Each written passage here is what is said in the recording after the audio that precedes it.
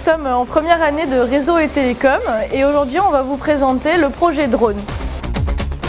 Alors ce projet se déroule en 2 semaines et est fourni par l'UT de Béziers et plus exactement par un de nos professeurs, Sébastien Druon.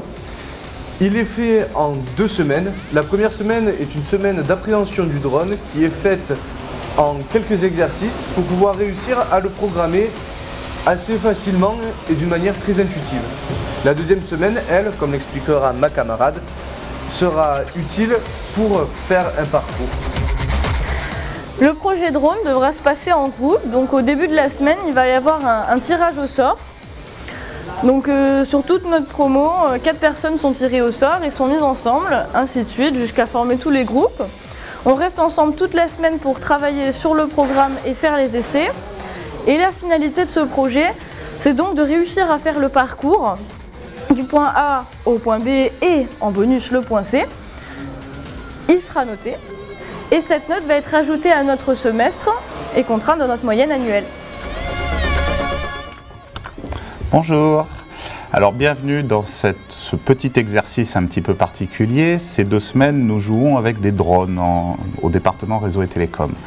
Donc notre objectif est de faire un petit exercice de synthèse avec nos étudiants qui fassent réviser toutes les matières de l'année, donc des maths, de la physique, de l'informatique, de la programmation, du réseau. Le tout dans un exercice un petit peu ludique, un petit peu compétitif. Donc pendant ces 2 semaines, nos étudiants vont préparer des drones avec comme objectif de rendre ces drones entre guillemets autonomes. C'est-à-dire que pour pouvoir faire notre petit parcours du combattant, tout est autorisé, sauf de les piloter directement depuis son téléphone.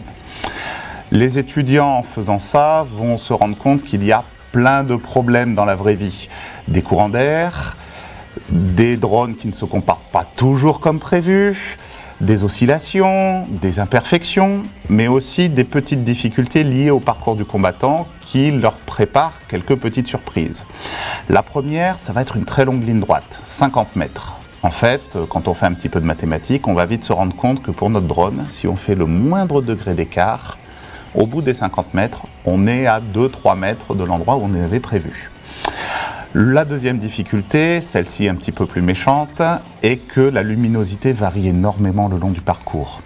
Donc nos drones vont de temps en temps être éblouis, de temps en temps être trop dans l'ombre, ne pas distinguer les couleurs, ne pas réussir à s'orienter ou à se repérer. De plus, un grand étage comme celui-là, forcément, il y a des courants d'air. Donc nos petits drones qui sont très légers, qui pèsent de l'ordre de 800 grammes, vont beaucoup se décaler, être déportés, et il va falloir que nos étudiants rivalisent de stratégies, de moyens, des fois de théorie ou de débrouillardise pour réussir à faire ce petit parcours. Et malheureusement pour eux, la difficulté n'est pas terminée. Au bout du couloir, chose qui est totalement invisible, incolore, inodore, nous avons des gros moteurs liés à notre système de climatisation, à nos pompes à chaleur, et ces moteurs génèrent de gros champs magnétiques qui vont venir perturber les boussoles de nos drones. Malgré toutes ces difficultés, les étudiants ont 15 jours pour nous épater et trouver une solution. La solution pourra être soit du vol complètement automatique, soit du vol dans lequel un opérateur peut montrer des cartons ou des couleurs au drone pour essayer de le guider ou de le corriger. C'est loin d'être pour eux un exercice facile, vu que ce n'est pas du tout leur spécialité, mais jusque-là, en tout cas ça fait 5 ans que nous faisons cet exercice, ils nous ont toujours épatés par la diversité, la variabilité des solutions trouvées et par le travail fourni tout simplement. Donc on va voir un petit peu ce que ça donne cette année. Alors le langage C est un langage de programmation très facile qui sert à donner les instructions au drone. Donc ce sont sous forme de lignes de texte qui donnent un ordre spécifique au drone. Alors, grâce à ce langage de programmation, on donne une autonomie au drone. C'est un programme qui est lancé sur un PC, qui est connecté en Wi-Fi sur le drone. Le drone reçoit les instructions, le drone démarre et fait le parcours comme on l'a programmé. Les techniques pour programmer le drone sont multiples. On peut utiliser la boussole qui est à l'intérieur du drone et qui nous permet de le faire aller dans une direction donnée.